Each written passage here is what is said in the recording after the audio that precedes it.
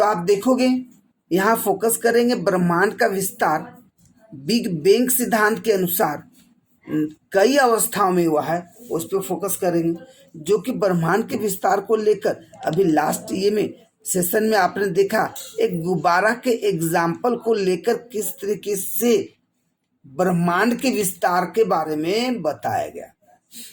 अब big bang सिद्धांत के आधार पर अगर ब्रह्मांड का विस्तार पर फोकस करें तो कहा जा रहा आरंभ में वे पदार्थ जिनसे ब्रह्मांड बना है अति छोटे गोलक के रूप में ही एक ही स्थान पर स्थित थे, मतलब एकाकी परमाणु जिसका आयतन अत्यधिक सूक्ष्म एवं तापमान तथा घनत्व अनंत था।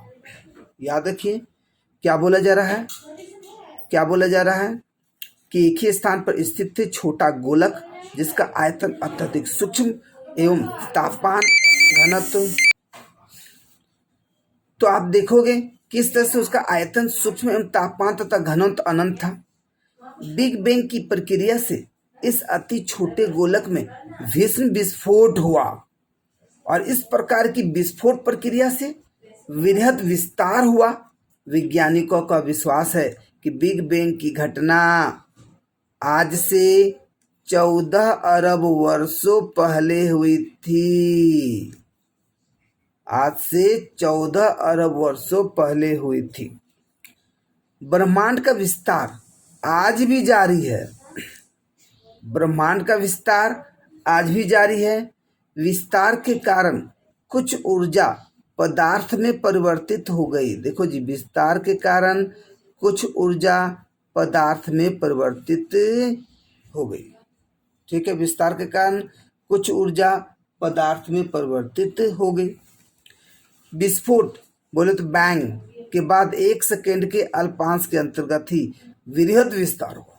इसके बाद विस्तार की गति धीमी पड़ गई।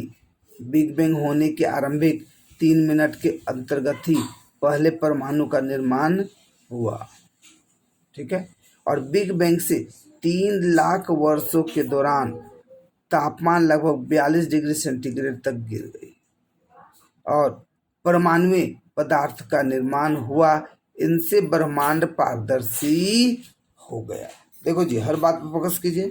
ठीक है, और ब्रह्मांड के विस्तार का अर्थ है आकाश गंगाओं के बीच की दूरी से विस्तार का होना। इसमें होयल ने इसका विकल्प स्थिर अवस्था संकल्पना स्टेडी स्टेट कॉन्सेप्ट के नाम से प्रस्तुत किया है और इस कॉन्सेप्ट के अनुसार ब्रह्मांड किसी भी समय में एक ही जैसा रहा है। यद्यपि ब्रह्मांड के विस्तार संबंधी अनेक परमाणु के मिलने पर वैज्ञानिक समुदाय अब ब्रह्मांड विस्तार सिद्धांत का ही पक्षधर है।